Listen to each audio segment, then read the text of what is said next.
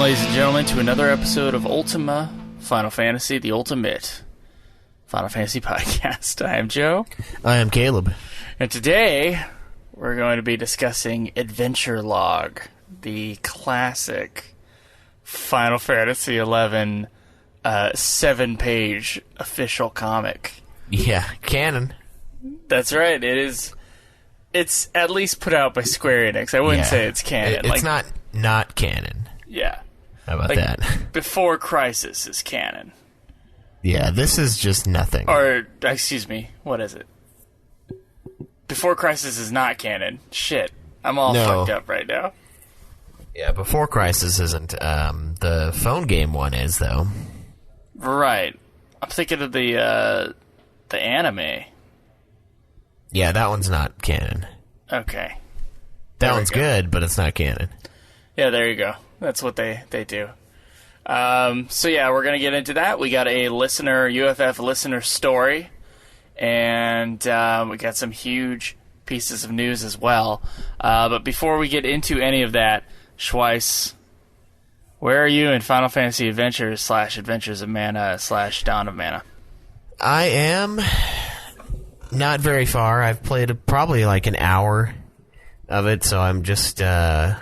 I just barely went... I got the scythe, and I'm kind of in that area right after that. And so I'm kind of searching for the princess, because I went and hung out with her. We both, took a nap, and then I woke up, and she was gone. Oh, shit. Yeah. Is nap a euphemism? I thought it was going to be, but I don't think it was. It was actually just a nap. Yeah, I think we totally just went to sleep, so... Damn. I know, it's kind of a letdown. But yeah, I plan on playing a little bit more of that this week. Kind of catching up and finishing it up for the review that we intend to have next week. So. Yeah, I have 4 days off, so you bet your ass is going to happen. Yeah. I actually just got the game yesterday, so I have not had a chance to play it. Although I'm so ready. Wait, you're doing the phone version, right? Yes. Okay, so that's going to be your game at work, I assume? Yeah, it'll be the one I'll do on lunch and stuff. Okay, cool. I will do mine today and maybe one of the other days I have off, so it's time to plow that Final Fantasy adventure. Yeah, I'm excited to see how the game turns out. So far, it's basically just Legend of Zelda. Yeah. From the 5 seconds I played, it was pretty much The Legend of Zelda. And, yeah, man. It's got kind of a cool leveling system. I'm glad it's not, just an adventure game like Zelda where all you do is just pick up extra hearts and more damage. I mean, I guess Zelda has some RPG elements, but this one's a little bit more direct. Well, yeah, that RPG element is your health going up. And you're getting better weapons, but... Yeah. But in this one, it's different. There's more to it. It's funny, Schweiss. I had this thought yesterday. I was like, UFF has basically become what it started as. Right now. Where we're just dominating the games. We're dominating the games, and also we're trying new recording techniques. And... yeah. Just to me, it felt like, we're kind of back to... We kind of went full circle on this thing. We'll see how it goes in the next couple months, but... Back to the roots? We're kind of back to our roots right now. It's funny to me. I guess, Joe having a lot of free time is really where the soul of the show lies. Yeah, I guess. Or that part of it. But yeah, man. Okay. Let's dive right into the news, shall we? Yeah, let's do it. There's a shitload. There is a shitload. And at least one thing that people were freaking out about, earlier this week, that we didn't, or last week maybe, that we didn't touch upon at all when we recorded our last episode, of course, because it was review. But I think I'll save that till last or next to last. So apparently, World of Final Fantasy Maxima director Hiroki Chiba shared some tidbits in an interview, and he was talking about enhancing the game, that the budget was low, and they did what they could with the budget. So this is all really good selling stuff for World of Final Fantasy Maxima.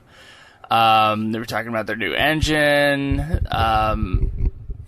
Always the new engine with these people. Yeah. And then they asked if there were plans for a sequel, and he says there are no plans for a sequel, but he has the entire, he says he has the full story written. And if Square Enix gave its approval, they could start the development. So he already wrote the story, I guess. Yeah. The sequel, but Square has not pulled the trigger on whether or not they want that to happen. That's surprising. I think the first one made money. I would imagine so, at least. So, I mean, if it makes money, they should then want to do it, I would imagine. Of course, they're probably kind of gun-shy right now with everything that's gone on with 15 and the Hajime Tabata leaving the company. I mean, I don't know. Maybe that's kind of shaking things up and they're not quite ready to do a sequel. Or maybe the game didn't do that well. I honestly have no idea how big of a game World of Final Fantasy was. It seemed like a lot of people we knew were playing it when it came out, but that's not a very good audience to pull from, the people that love Final Fantasy. So, yeah. So, another piece of news, or a couple little pieces of news, Nomura, I guess, is talking again. And he's talking about possibly doing another, Final Fantasy VII compilation title. After...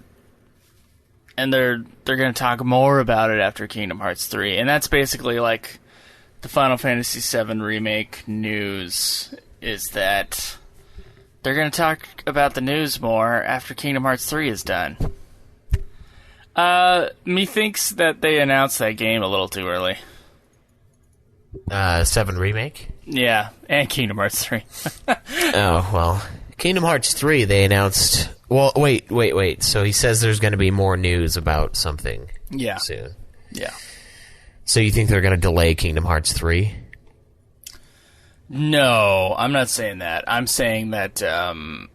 Actually, we don't have a release date for Kingdom Hearts 3, do we? No, it's in January. Oh, so, okay. All right. It's like January 29th or something. Well, shit, we're getting close then. No, he's basically talking about, FF7's remake will be the focus after Kingdom Hearts 3, which, of course, it should be.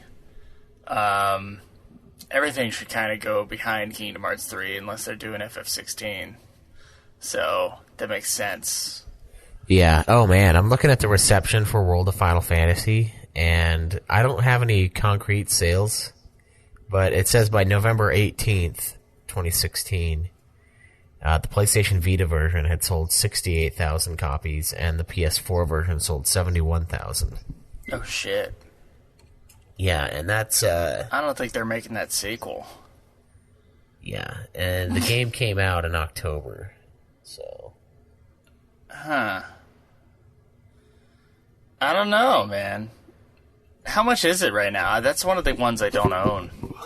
I don't think it's very much. I haven't looked. Yeah, I don't want it to become one of the rare games, immediately. Yeah, so, 3 weeks into its sales, it's at 100,000. A little over 100K. That's pretty shitty. For Final Fantasy, yeah. I assume it's probably about 500,000 right now.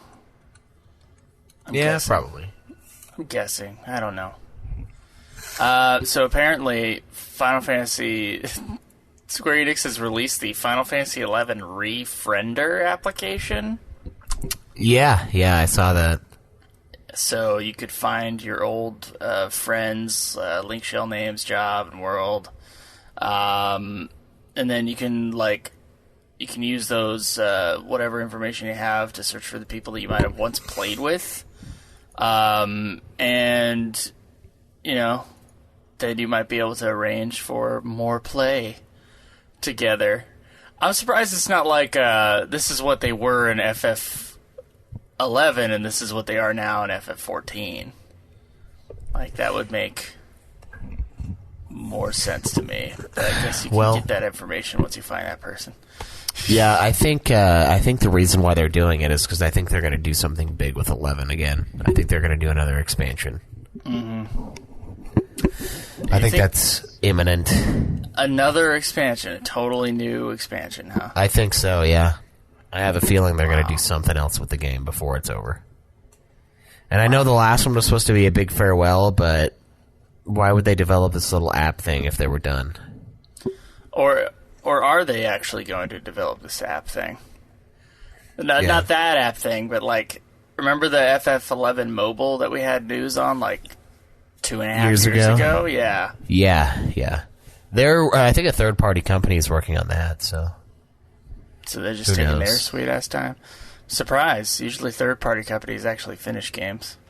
Yeah, usually. Unlike first-party companies. Yeah. That we do shows about. Mm-hmm.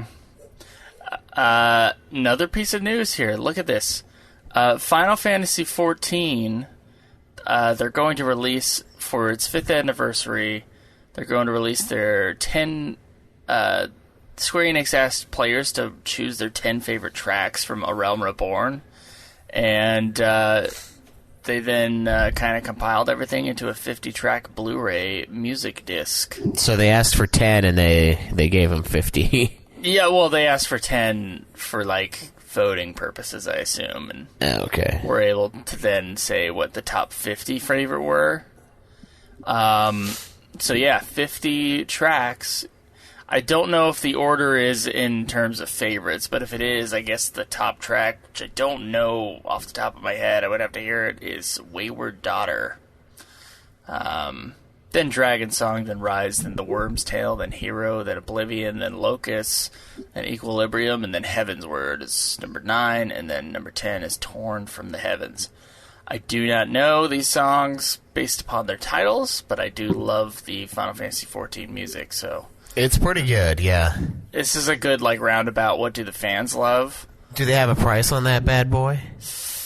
I see that it is $1 per song. It's a $50 Blu-ray disc that you can get at the Square Enix store. Cool. Bad thing is you can't play it in your car. No, but those Blu-ray things, if you have a Blu-ray drive on your computer... Yeah, you can take it, yeah. Yeah, I have a separate one because I had to do that for Emmanuel song, so you can download that stuff. That's how it was with FF10 soundtrack on this special edition there, and I assume it's the same thing here. Oh, yeah, I should download that and listen to it. Yeah, do you have a Blu-ray drive? Yeah. Oh, cool. There you go. Yeah, so, let's see. Yeah, FF7's remake is fine. More will be shared after Kingdom Hearts 3. That's one of the titles here. Oh, thank you, Shinru, and I want to say Abrac for the news this week.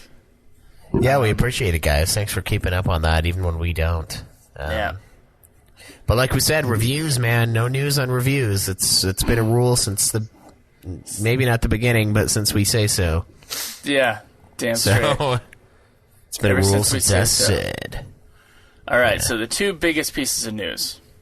These are big. Be prepared. Hold on to your butts. Okay, first off being the actor Ren Osugi, also known as the Daddy of Light. Yeah. He passed away right after we did our interview. We killed him. Yep. So we didn't give it a favorable enough review. I mean, we never actually decided whether we liked Final Fantasy XIV or Daddy of Light more. Oh. I feel like... I like 14 more. Yeah. 14, it's probably superior to Daddy of Light. I think what did it was that they called it Dad of Light. And Daddy is just so much more endearing, like...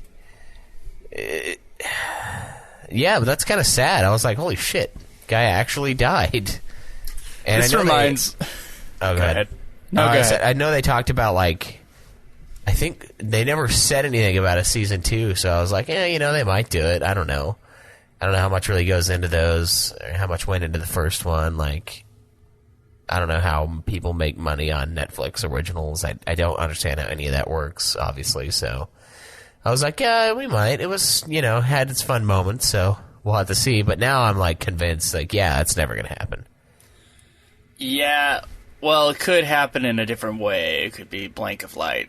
It could be anything. Like they could have had of Light. It's like his daughter. They could have had a whole season of what their last episode was if they really wanted to.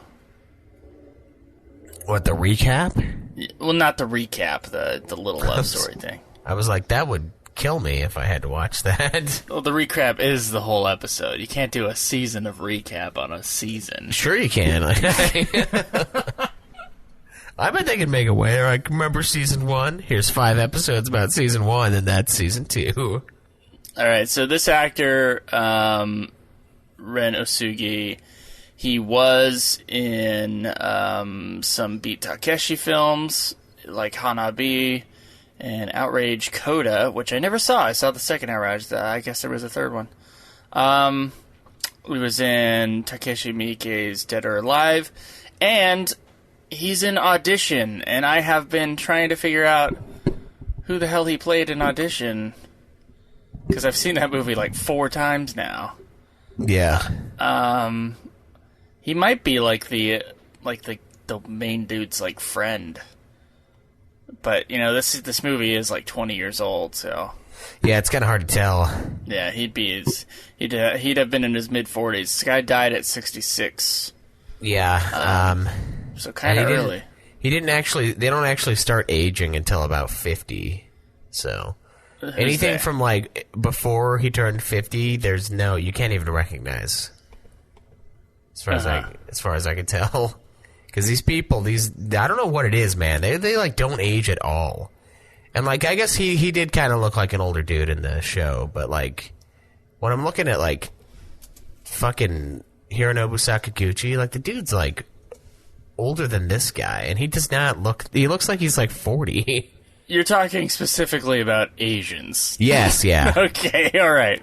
Like, Asians, what? they just don't age, so like it's hard, and I feel like they do very quickly at a certain age, but like they just stay young looking forever. So it's probably hard to tell like who the hell he was, because yeah, I can't think of who he was in Audition.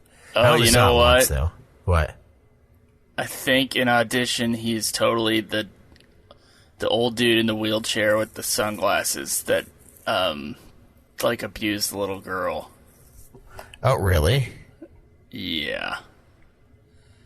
Yeah, I'm looking at pictures here. That's kind of a creepy role for our daddy of light. That's a fucking atrocious role. Jeez. Oh, boy. Yeah, he does look a lot. I'm looking at other pictures of him. He looks a lot younger. He looks a lot more like a star. I'm surprised. Yeah, 66, man. That's early. Yeah, it That's is. sad. Yeah. It's not too old. Yeah. Do we know how? I don't think I saw anything on how. I didn't look up how. Yeah, they probably just kept it private. Either they did, or I just didn't look it up. Yeah. Well, that's sad. That's too bad. Oh, so Square Enix apparently lost $33 million. My stocks are probably down right now. Yeah. Yeah, I heard that. That's not great. Yeah, $33 million lost over the last quarter. An extraordinary loss, they called it. They didn't know what it was related to, or people speculated what it was related to. People are now speculating that it's connected to the FF15 DLCs. Yeah.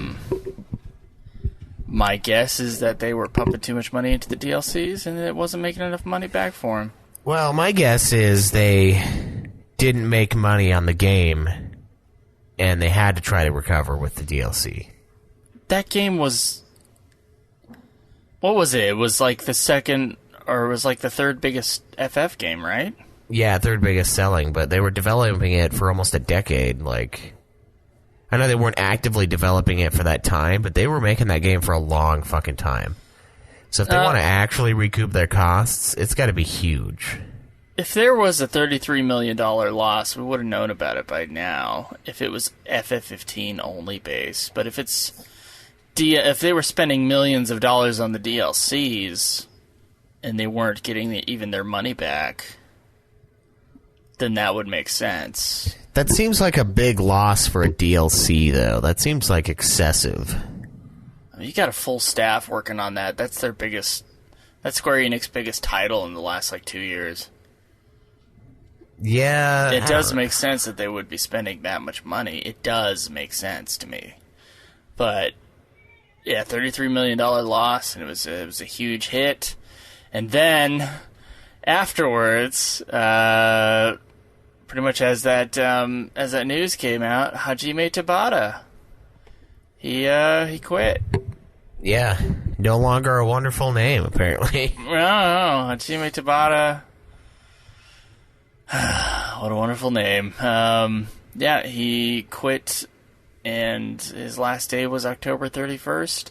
And then 3/4 of the planned DLC for 15 were canceled. Yeah, yep. My guess, not so much because he left, but because it wasn't financially, just probably not a good idea to keep going with those things. They're obviously not making enough money off of the DLC, and you know what, Schweiss? Part of this makes me feel good. Yeah, honestly... That means the next FF game, they're not going to pump DLC for 9 years, unless they don't learn the lesson here. Yeah, and I mean, the ones that were canceled, we have an Aranea episode, don't really care about that. We have and I know this hurts a lot of people because they're like, oh, Aranea is my favorite. It's like, yeah, we see her for about 5 minutes in the game. Not your favorite, you're crazy.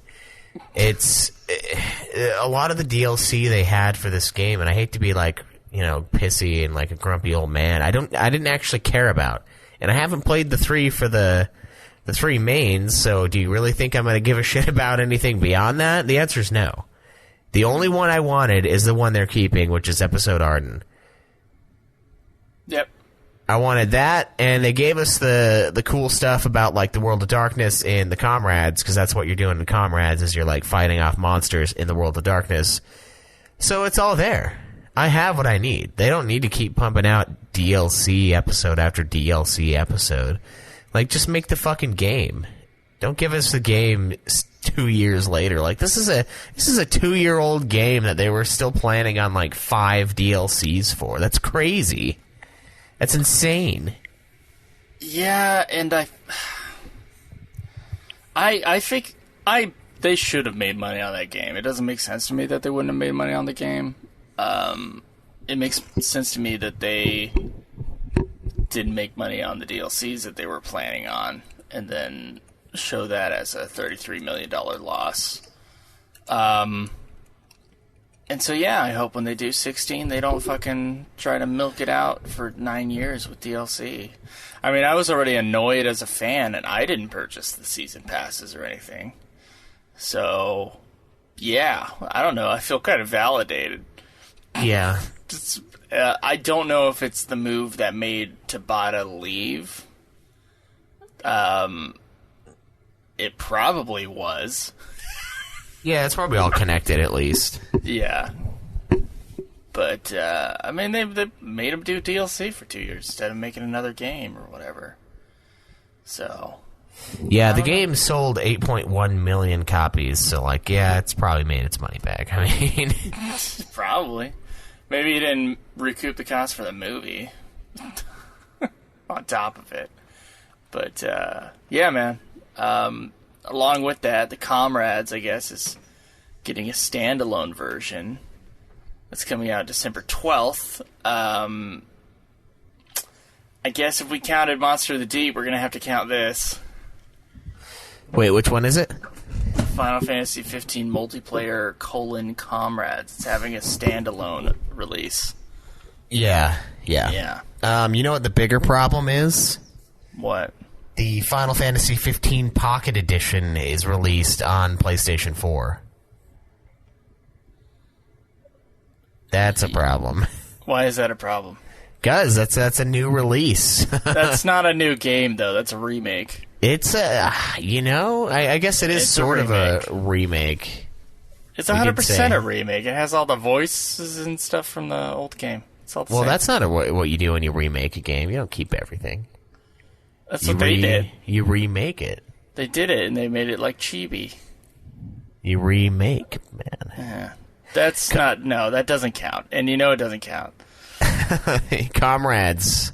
Yeah, we're going to have to play Comrades, I guess. Yeah, that makes me mad. It's a little much to have a solo release on that. Like, do they really think people are just going to buy Comrades? Mm-hmm.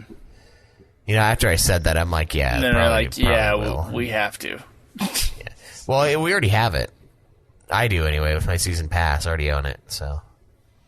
Ah, you bastard. Yeah. I'm going to have to get it. Yeah, it's funny, like, a lot of people are like, oh, my season pass is like a ripoff now. Like, I can't believe I bought this. And I'm like, how is it a ripoff? It's $20.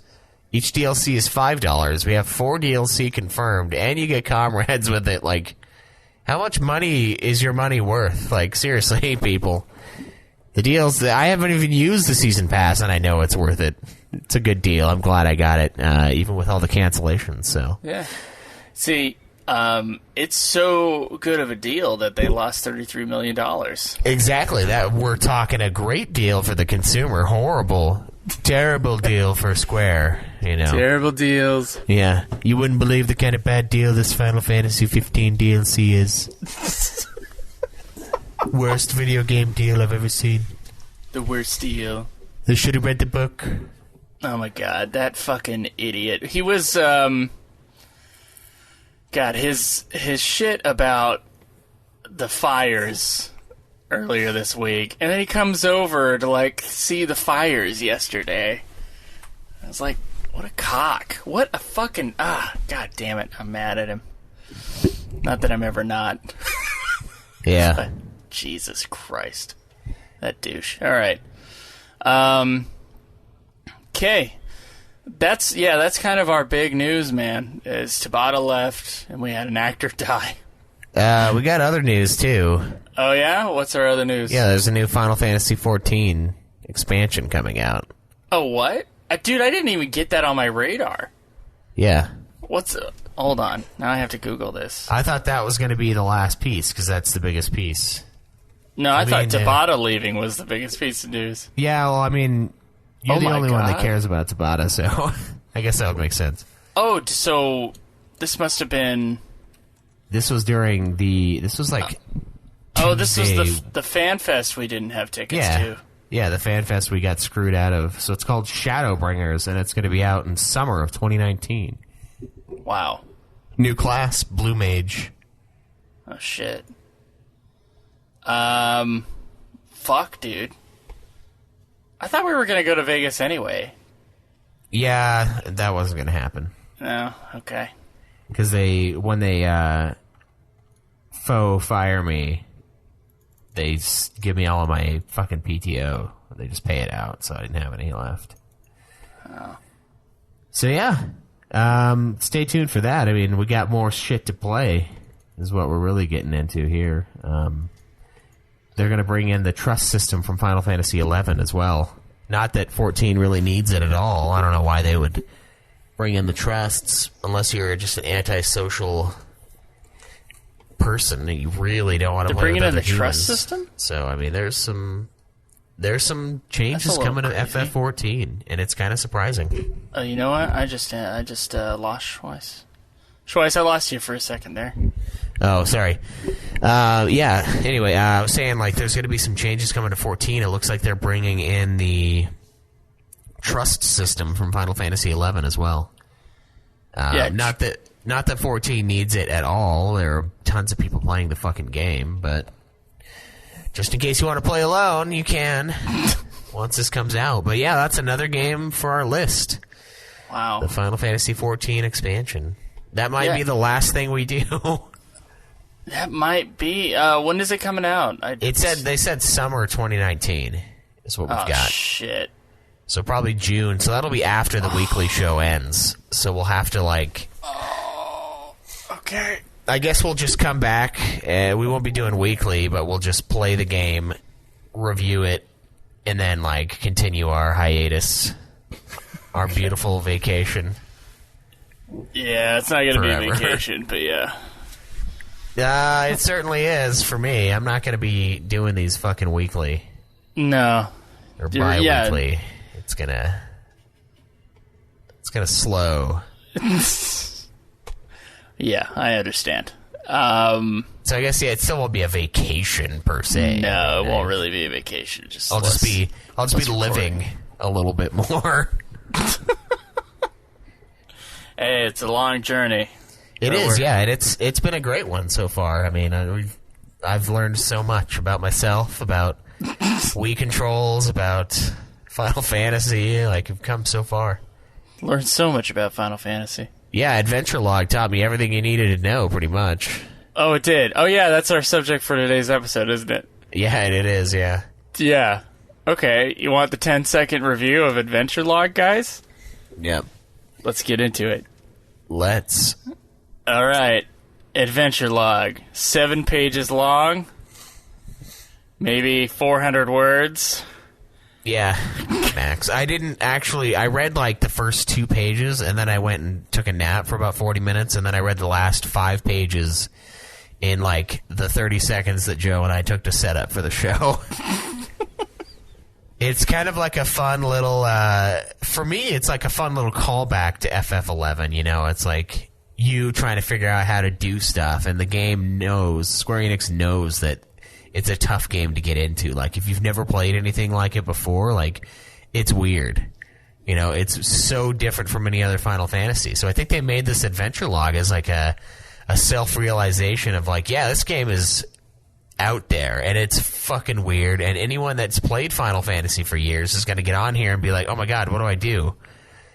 And that's why they gave us Adventure Log. Yeah, Adventure Log starts out with a character starting out in the world. She's freaked out about the Moogle. That's one comic.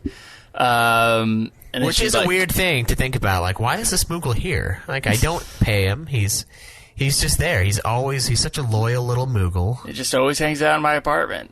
Yeah, it's like your house elf in Harry Potter. It's your house Moogle.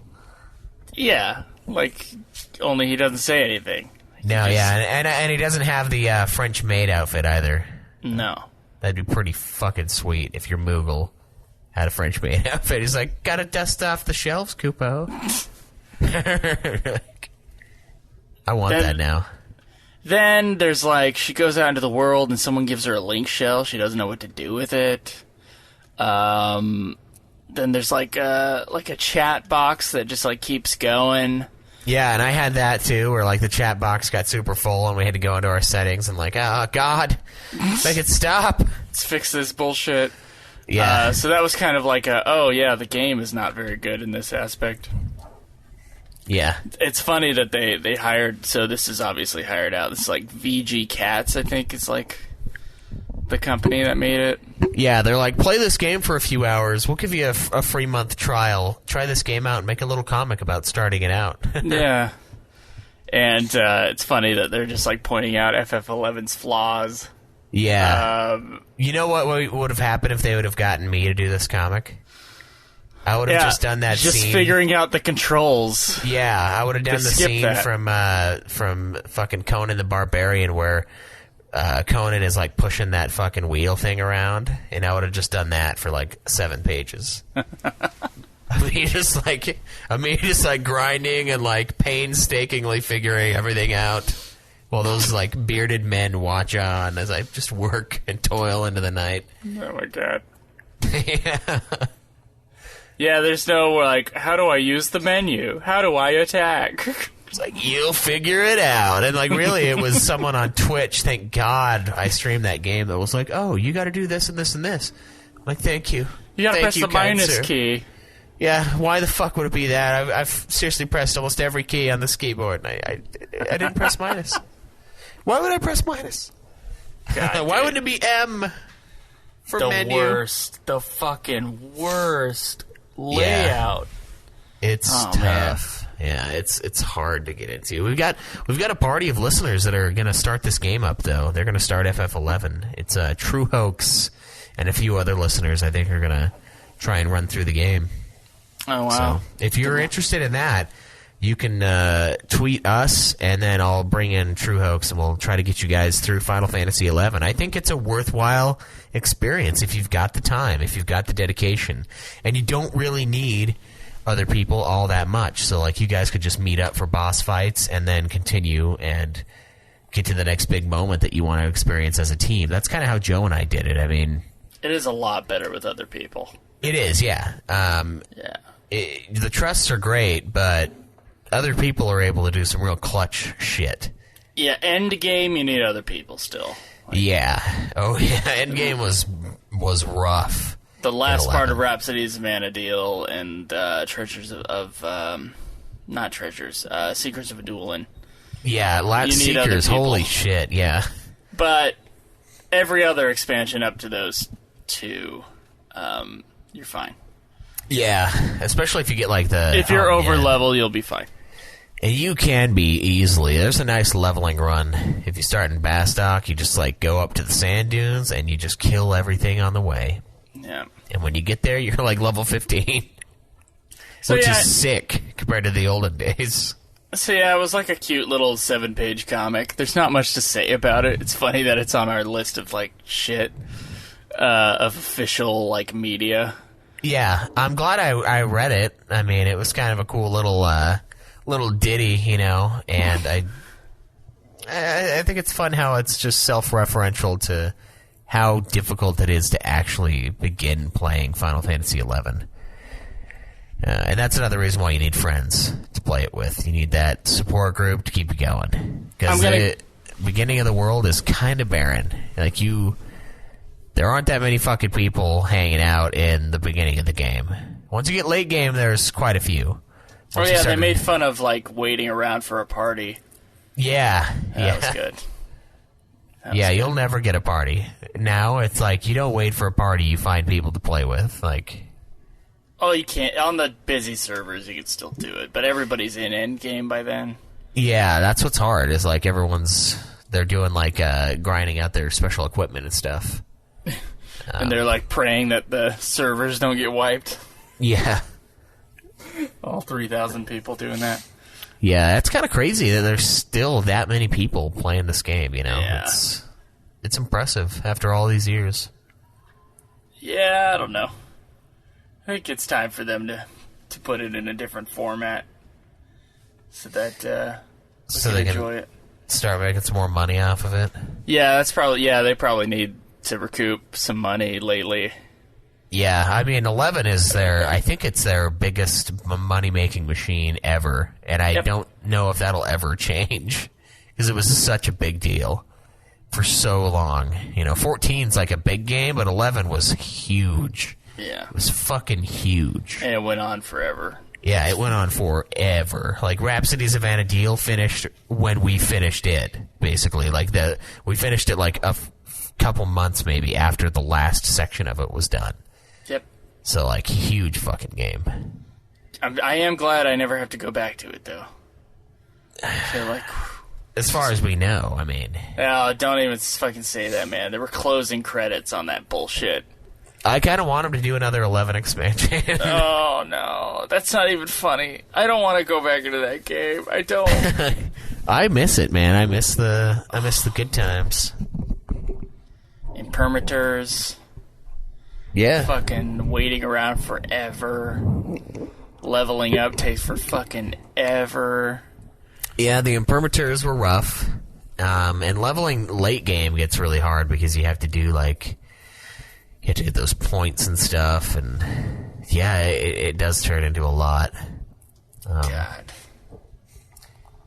Fuck, and the imprimaturs, that's like the one downside to that expansion. That was a lot of imprimatur grindage. Yeah, especially because we fucked it up and we didn't we didn't start it early like our good friend Krenital so that we could get through that area. We didn't. We just didn't do that because we didn't know. Oh, and the map, which...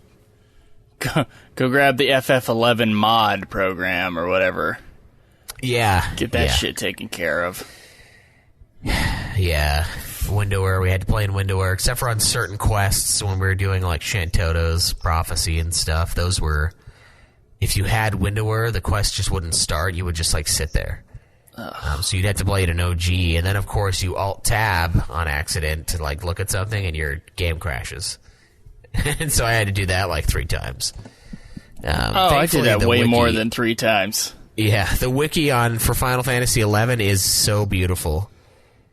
It is like the most well done wiki I've ever seen. It's because you need it. Yeah, it's because everyone needs it.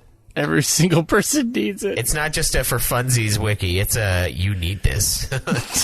You need this. This is your guide through life. Know. Yeah. Yeah.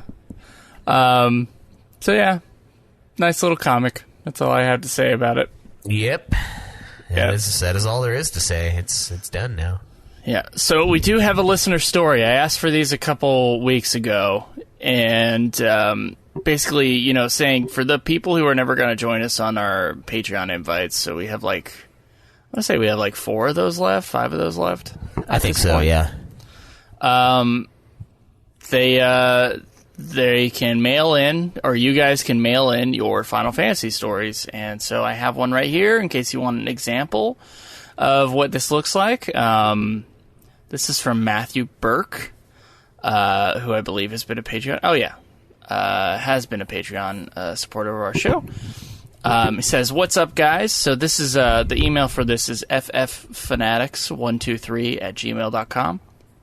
Yep, you can do that, or you can go through the contact page on the forums at ultimafinalfantasy.com as well. Either will work. That one will work. So Matthew Burke says, "What's up, guys? Been meaning to do this for a while. Not really interested in being a Patreon guest of the show, but I'm a Patreon supporter and avid listener for years. Love the idea of having listeners send in their FF experience. In 1997, I was in 9th grade, presently just turned 35 a few weeks ago. I missed the Super NES times because I went Sega Genesis." Nice. Yeah. It's too bad, in hindsight. We had blood in Mortal Kombat, but missed out on great RPGs. What else is on the Genesis? There's some good Castlevania games on there, but those are on the SNES as well. Yeah, man. You got Sonic. My entire worldview is on Nintendo, basically, up until the PlayStation, so I don't really know that much about what was on the Genesis and stuff like that. I do have a Genesis slot in the Retron 5, though. Nice, yeah. You can experience it. I could. In 1997, my buddy told me, "Dude, you got to play this game. It's amazing. It's called Final Fantasy VII." So I played it and loved it. At the same time, I was playing Metal Gear Solid, which to this day is one of my favorite games. Metal Gear Solid is a fantastic game. Yeah, it's great. Finally got to play it for Renewed Clan, the original one, and I enjoyed my time very much. Then he goes, "I played 7, then 8, then 9. I think all were amazing. Then I heard about Tactics as being the best, but never played it until recently. My freshman year of college, I saw all the commercials and fanfare for FF10, played and beat that game, and thought it was amazing too. Then I went dark on FF. I didn't have a PS2 when 12 came out. I wasn't interested in MMOs and didn't play FF again until 13 came out for the Xbox and loved it mainly for the gameplay." This guy refuses. Matthew, do you just refuse to buy PlayStation? Is that what it is? Well, he had to for FF10. And 7 and 8 and 9. But he says he didn't have a PS2 when 12 came out, so I'm wondering how he played 10. Oh, that's true, yeah. How the hell did you play 10 if you didn't have a PS2? But then, he played 13 for the Xbox. That's literally the console it was released on, and that's it. He says he lives on Long Island in New York, 30 miles from Manhattan. When Hurricane Sandy hit in 2012, they had no power for 15 days. No way to change their electronics, gas up for their cars, or heat their homes. He says, "I drove to the local library parking lot where I could get cell service and search for Final Fantasy games and Final Fantasy podcasts. I found Final Fantasy Dimensions, which I spent the $40 on and enjoyed for many hours. And I know you frown upon mobile gaming, but this was very similar to FF5. So it got him through the Hurricane Sandy, man." There you go. Final Fantasy Dimensions. Whew. Dimensions is the one that Is that the one that's like famous for like really like milking the money out of you? I think All the Bravest is the one that everyone like really rips on. Okay. I think Dimensions, the guys who reviewed it, I think they liked it. They thought it was pretty good. Okay. I'm not sure if it's like super milky as well, and maybe it's just more forgiven than All the Bravest. But All the Bravest is the one where you can just keep putting money into it and beat it in like an hour, which is bullshit. He says, he says he enjoyed it for many hours. That's so good. There you go. That's good, yeah.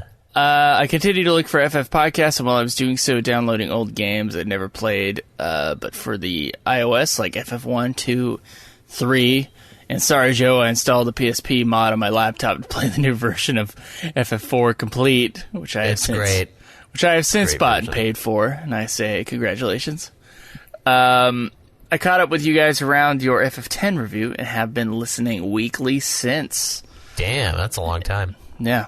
I will never play the MMOs, but I was able to experience them through you guys. Really? You don't... Listening to us doesn't make you want to play the MMOs, huh?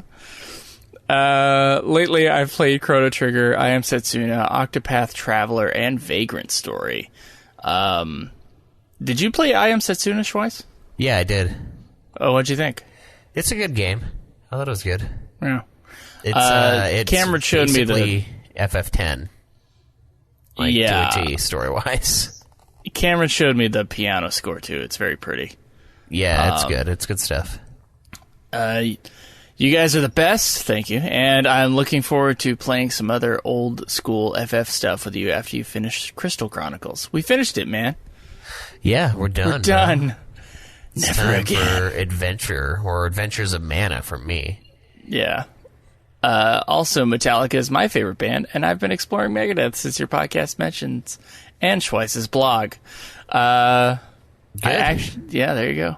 I actually asked as a question for us about your feelings about Hardwire, and Joe said that it wasn't an FF question, but Schweiss insisted you answer. I really enjoy your metal banter, so thank you. You're welcome. You guys are the fucking best, so thank you. Looking forward to grab a beer if you ever come back to New York City again. Matt from New York. Well, we will. We will. We actually do have to. We will actually go to this thing and not forget about the FF14 Fan Fest. It won't become that. Yeah, the nice thing is that it's not super inclusive or exclusive like the 14 thing is, because like with FanFest, we had to have had an active account within like a certain window of time. It's like between June and November of this year, you must have paid us for your account. And it's like, it was like a month after the window, so I couldn't have even gone in, activated my 14 account, gotten a ticket. It's like, this is only for people who paid us between March and June. If you didn't, you're fucked. So you're not dedicated, so you don't belong. Like, god damn, we got in for free the first year. For free! Maybe they heard it. Like, they heard that episode and were like, yeah, never again. no more. And then they at made least it we so could that, say we went to the first one. Yeah, that's true. Yeah. I think it was the first one anyway. Yeah, I'm pretty sure it was. The first one in the States, at least. Yeah. And it was a lot of fun. I really wish we could have gone this time, but we didn't. Nobody got tickets because they sold out like instantly, and there were like weird queue problems with it. And yeah, I guess we would have gone if the thing didn't mess up on Crenitol. Yeah, we would have. Which is too bad. I feel bad for Crenitol about all that. I know, yeah, because he really wanted to go as well. So, we do have a couple questions here. By the way, guys, please send in your FF stories. I want to hear them all. So that's fffanatics123@gmail.com. Once again. So we got 2 questions from Shinru, who's always happy to give us content. So thank you, Shinru. Says, what is one random obscure FF fact that you know and not many others would know? Says an example would be, like, I know that in FF10, in order to increase the chance for Zenmato being used by Yojimbo, that you need to increase the amount of money you give him in increments of 1024 to trick the game's RNG percentage. What obscure fact or piece of knowledge are you confident in knowing about? I knew that one, but that's because I looked it up online. And it makes sense as far as, like, I guess the RNG's algorithm goes. It's kind of simple, though, to be honest, to have it as 1024. Like, I usually just gave him $1 million, though, and made sure he got the job done. If you give him $1 million, Gil, he'll kill anything. My random obscure fact that was totally obscure, I just made sure that everybody on this show knows about it, is that the fact that everything levels up with you in Final Fantasy VIII. In fact, the game gets more difficult the more you work on it. So that's kind of like, that has been my one random obscure, once upon a time, really rare piece of information with regards to the difficulty in Final Fantasy VIII. And I have thus proselytized it, but that is kind of my one big piece of, this is the thing I know about FF8. I know how to make it way easier. Because otherwise that game is hard. Yeah. I mean, I know there's a picture of Hironobu Sakaguchi in one of the rooms in Final Fantasy VII. That's kind of obscure. Yeah, there you go. See, we got some obscure random stuff. It's hard, though, because, like, it's so obscure that even we don't remember some of the stuff, you know? Like, a lot of the stuff I do quizzes on, I think, is pretty obscure. And that's why, like, no one ever answers the quiz questions, right? Or at least not very often. Right. I couldn't come up with this off the top of my head, but then again, I'm not one of those people who get really... It's like the Godzilla fandom is like this, too. Like... I can't rattle off, like, random little details about certain things. I just don't experience games that way. I think that type of player is like taking notes and writing FF Wikia articles. Yeah. And I'm not one of those people. Except when it comes to my FF podcast, in which I tell everybody, make sure to not level up in FF8.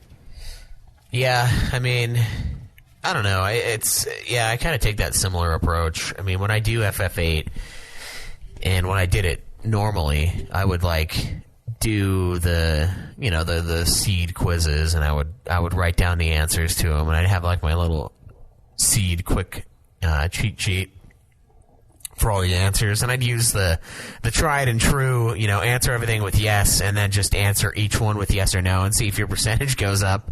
Mm-hmm. And then like that'll tell you what the answer is.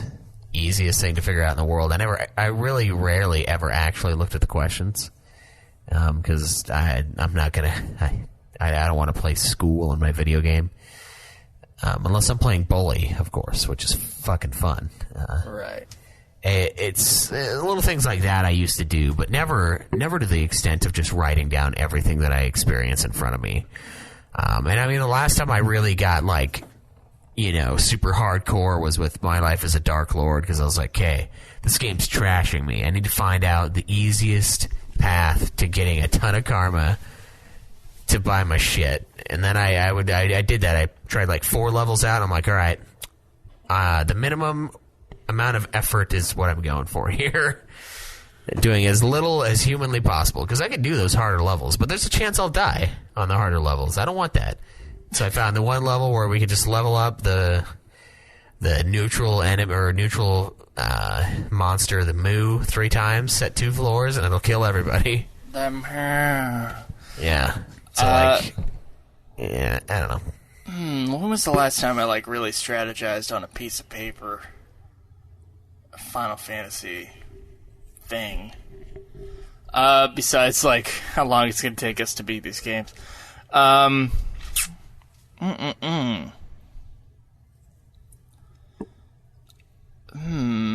been, like, trophy hunting stuff, like figuring out how many guys I had left to kill for FF10's, like, big... The one where you got to kill, like, 10 of everything in that game. Yeah, the monster capture thing. Yeah. Yeah. That's probably the last thing where I was, like, paying attention to the shit I was doing. Well, we both printed off lists for 15, though, didn't we? Like, each hunt, or maybe that was just me. No, I did all the question marks on the on the map, except when it got to fishing, and then I was like, fuck fishing. It's the only, like, quest line I didn't do in 15 was the fishing. Yeah. Yeah. I printed out every single side quest and every single hunt, and I did all of the hunts. I think there were like 70 or 90 or something. It was a ton. So I did all of those, and I did almost all of the missions. I think I missed the there's like a random mission where you just find notes, and it kind of like hints at where you're supposed to find the next note, and it keeps leading you on. So I didn't do that. God, you know what? I kind of want to play 15 again right now. Yeah? Yeah, I'm just getting the itch for it. Play it with the DLCs too, like as they come up in the story. Play with DLCs and beat all the hunts. Like, totally 100% that game. I platinumed it, and then I, like, didn't feel like doing anything else after that. But now... Yeah, we could always go back, I mean. Yeah. I wouldn't mind going back and killing all that stuff. I don't know, because, like, expansions, we counted expansions for FF11. We didn't count DLC on our playthroughs, but I might just do it for fun after we're done with all these games. Yeah, I mean, maybe once we're done with the weekly, we could talk about doing each episode. Yeah, don't say things like that over the air. We'll have to pay for that later. Yeah. Yeah. One last question here from Shindru. Is Tabata the new Sakaguchi? 2003, after Final Fantasy The Spirits Within bombed and lost $93 million. Now, this was in 2003 dollars, by the way. $93 million. Sakaguchi resigned and in 2004 created his company Mistwalker. 2018, after Luminous production was a failure and lost $33 million, Tabata resigned to pursue a career starting his own business. 15-year difference and about $60 million difference, but still the same resignation outcome for two big Final Fantasy guys at Square. Thoughts? Big difference is that at the time, Sakaguchi was the big man himself. He was in charge, you know? Yeah. And this Tabata, would be like a Nomura level leave. Yeah. Right now. Well, wasn't Sakaguchi, he was the CEO for a long time. Yeah, he was CEO for I think he was CEO for over a year. Yeah. So this would be much bigger than Tabata leaving, although I guess it's somewhat comparable. Then when Sakaguchi was CEO, he also lost money and then just stepped down. Yeah. But that was a different year. That was late 90s. And he left in 2003 after the whole deal, the fiasco. So I wouldn't say it's quite the same. Tabata did not lose nearly as much money as Sakaguchi. Oh, yeah. And I wouldn't even say, that's DLC stuff. It wasn't like some giant creative project that he was in charge of lost money. I think 15 was... In terms of copies sold, 15 is undeniably a success.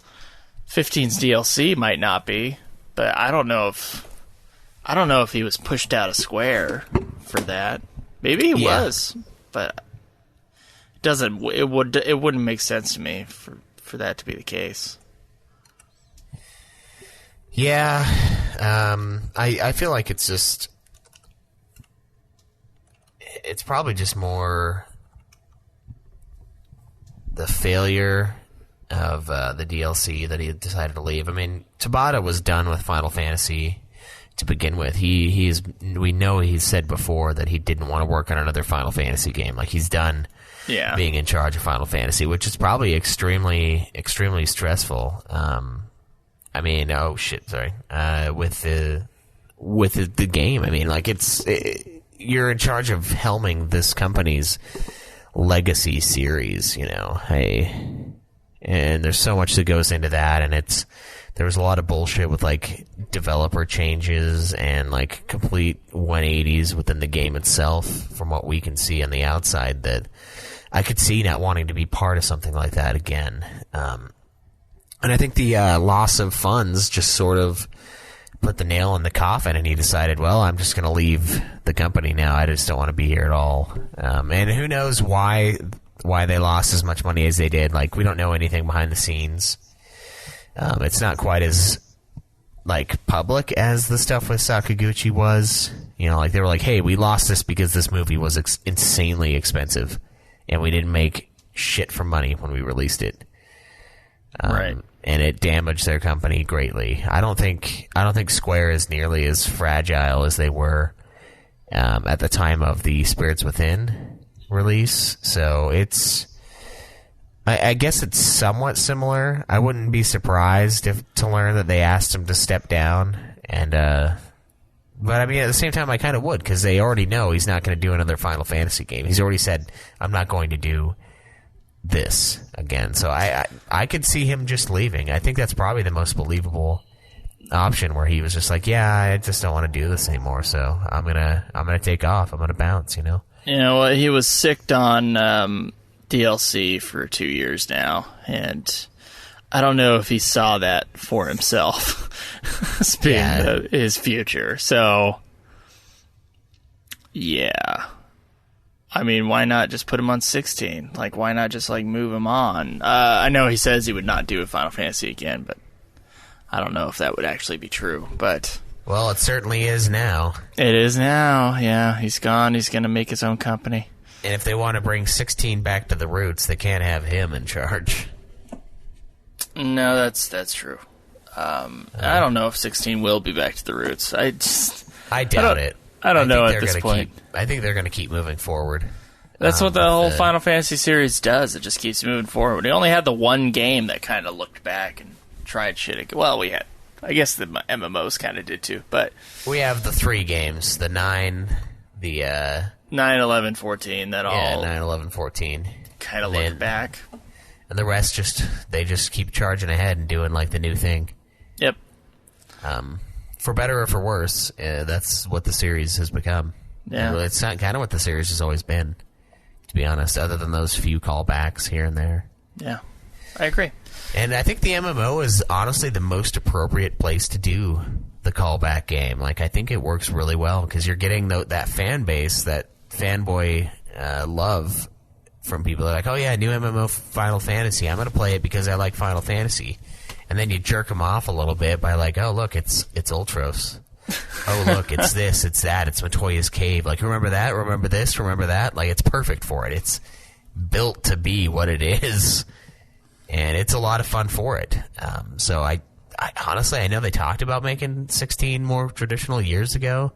I don't think it's going to happen at this point. I think they're gonna keep going with the action RPG, and they might scale that down a little bit and do something more Final Fantasy X-like, but they're going to make it a lot faster.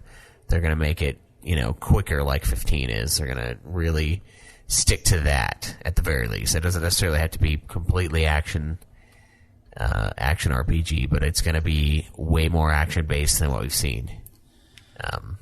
Other than maybe 15, I don't think there's any going back from that at this point.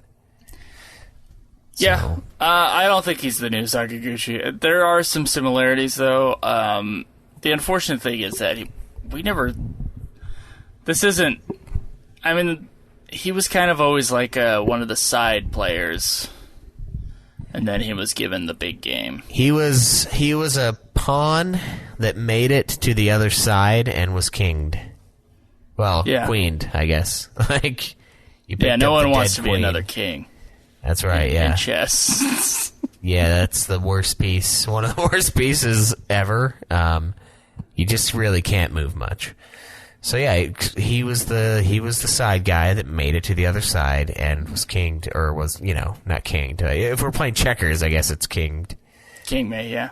And he got there. So I mean, it is quite a bit of a different stretch. I mean, Sakaguchi saved the company and became... Sakaguchi was also the main guy for forever. Yeah, for a very long time. But it does have its similarities, though, and I think it's certainly related to the financial loss, or at least all of that is related to it each other. It's because it lost money, maybe because the passion wasn't there, or the passion wasn't there because they were losing all this money on this engine and they were stressed to try to recoup the costs. And it's all one bundle of bullshit that happened, and we probably might not ever know about what really went down, but it's all connected to why I left. And I can see why. I mean, DLC is no home for a true creative mind, you know? I could see not wanting to do it forever, because it's like, yeah, we already made the game. You want us to make an episode Noctis? Wasn't that Final Fantasy 15? Was that not episode Noctis? Because I thought it was.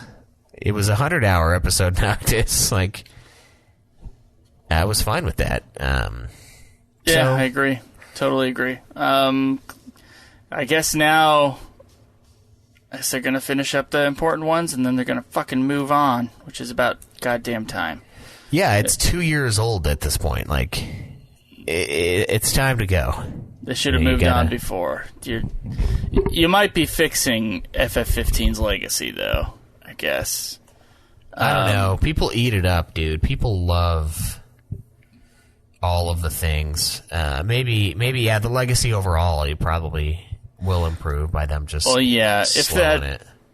If Comrades didn't happen, I think 15 it might not be looked upon as something very good. I loved it, flawed as it is, but knowing the FF poisonous community of people that claim they like games and then hate them, it's kind of like the Metallica community. Every community that I like seems to have its all these extreme fans. Yeah. Yeah, except for maybe the Godzilla stuff.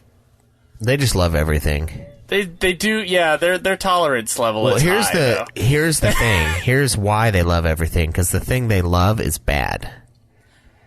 See, the thing they love when you're in a Metallica fan base, or when you're part of the Metallica or Final Fantasy fan base, the thing you love is great. But if you love something that you know is bad, you're real positive about it. If the only one that's really good, and you know this deep down inside, is the one that came out like 60 years ago, you'll be positive. Mm-hmm. You'll be positive as fuck.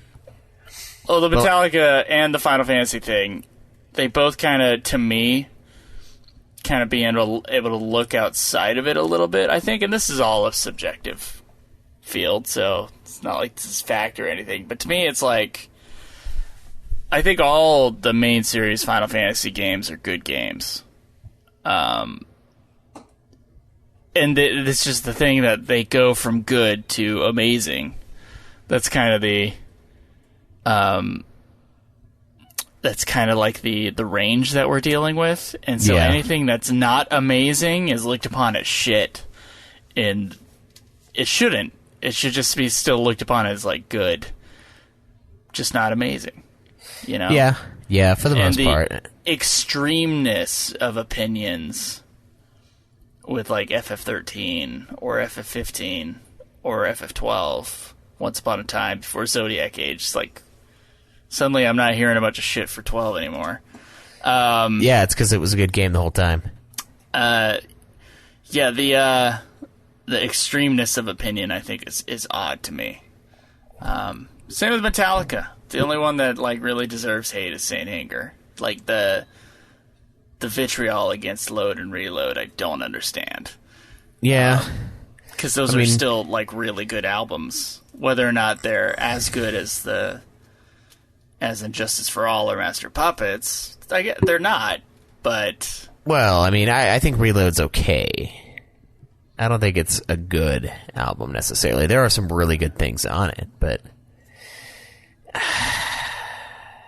I know what you mean. It's not a shit album. It's just their second worst album, in my mind, and it's still pretty okay. Like, it's better than most bands' best albums. Like, and I think people have a hard time that's how putting I'm that seeing context on it. Like, it's better than most bands' best albums. Like, you can't tell me that there's a Seether album that's better than Reload. Yeah, there's not. It's just, it doesn't exist. I have the one, and it's not that I have great. Disclaimer Part 2.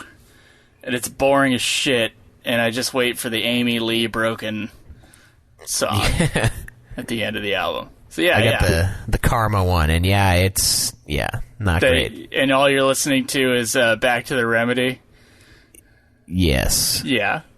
Or no, wait, it is that one, I'm pretty sure. Yeah, it is. See, I don't even remember which one it is.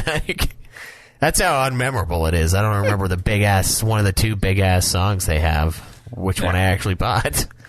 And it's you got to take that into context. I mean, when you look at Alone in the Dark, you only played one, but like, I can't imagine that series has a game that's the best game in that series is better than the worst Final Fantasy. Like, I just can't believe that, I truly can't, because I played one that's like middling, and it was a terror to behold, It was the worst game I've ever played. Yeah.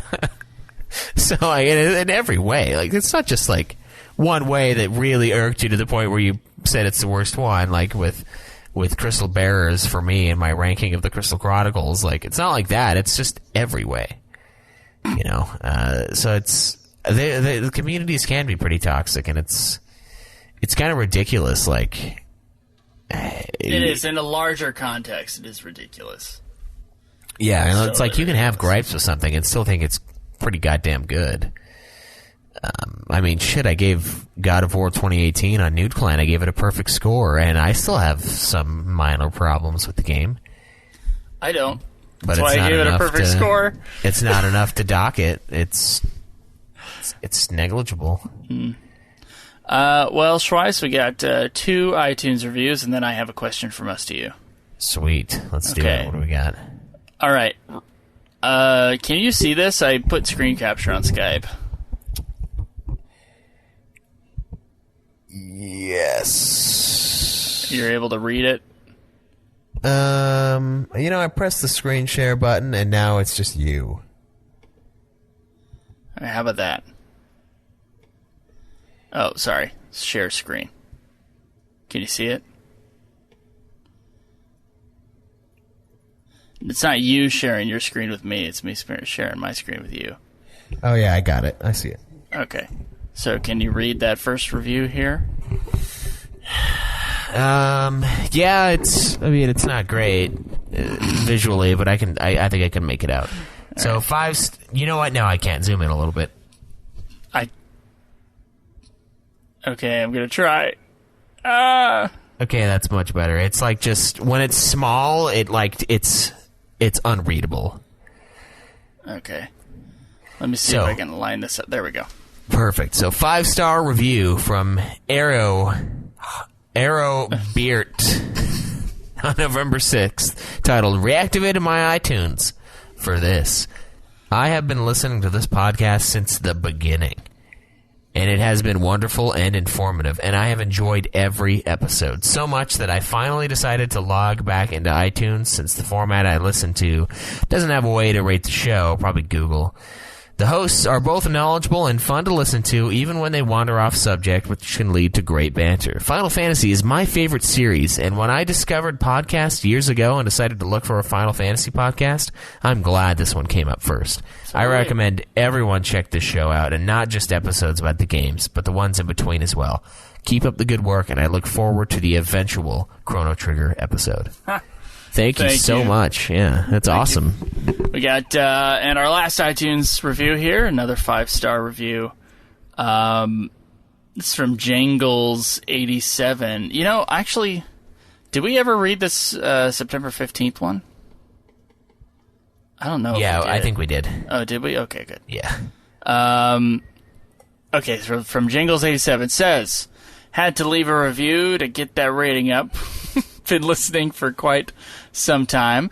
I love that the show rarely is ever boring, and that you play the terrible Crystal Chronicle games so that we don't have to. Keep up the great work, guys. Yeah, thanks. Thanks, Jangles. I hope we're past the terrible games, although I know Dissidia NT is looming. Oh, it's soon. And I believe that to be absolutely terrible from what I've played, so... You don't think patches have fixed it by now? I don't believe so, no. I just don't. So we'll find out, though. We'll find out soon enough. And that'll be one that I think we can... I imagine there's got to be some co-op feature, like, with it being a fighter. So hopefully we can play together at some point. Oh, yeah, that'd be good. I'm actually going to go up, not this week, but the week after. I'll be in Utah for 2 days. Well, I guess 4, but I'll be driving 2 of those days. 10-hour fucking drive. So I'm going to get all my shit. And nice. Taking it to LA with me. So I'll have my PS4, I'll have the other games. Yeah, I'll have all my game systems, and I'll have the guitars that Dave needs to finish. What Can I Do For You? Yeah. Yeah, so wouldn't mind playing some multiplayer Dissidia NT with you. So that'll be fun, and then eventually, of course, that 14 expansion will come out. That'll rule my life for 2 months. That's right. That's how the 14 works. That's right. But yeah, man, I think that's going to be it for this episode. Our question from us to you is, please give us your Final Fantasy Adventure / Dawn of Mana / Adventures of Mana. If you're confused about all the slashes, because they're the same game. Yeah. If you played any of those titles, please, there's a place in the forum for you to add a review. So give us a review, give us your questions. You can also tweet me if you want to do that, and hashtag UFFQ. That's fine too, and we'll look them up before we do the episode. We did have a few questions and stuff for Crystal Bearers that we missed. They happened. Yeah, they happened after we recorded, but we released our recording late, so I'm sure a lot of people are like, "What? I put one out, and you guys complained that there weren't any." Yeah. No, we just put out the recording late. We can get to them though. Yeah, let's get to them. Let's try to get to them after FF Adventure. So whatever our next non-review episode is, we'll do it. All right, sounds good. Our website is ultimatefinalfantasy.com. You can support us on Patreon if you want, and we really appreciate it if you do. We can be found at Twitter. I'm at Joseph DeGaulier. At UFF Podcast. And you can find us on Facebook. You can find us on YouTube. Our old episodes anyway. And, yeah, guys, leave a review for the show. We read them every time we get them. And that's pretty much all I got. FF Adventure time.